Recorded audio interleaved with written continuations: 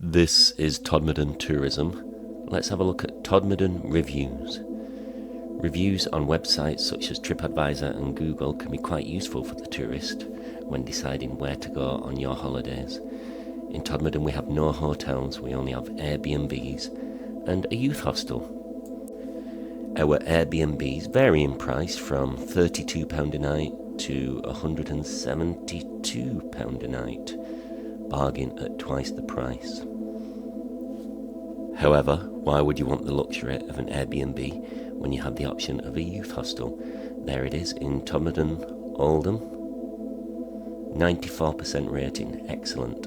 Let's have a look at some of the useful reviews left here. Harry Kirkham, 5 out of 5. John Rawson, 3 out of 5. Mark, give 5 out of 5. And Google user Richard, 1 out of 5. Never been. So why not book yourself in at the youth hostel? Oh, it's closed. Visit Todmorden.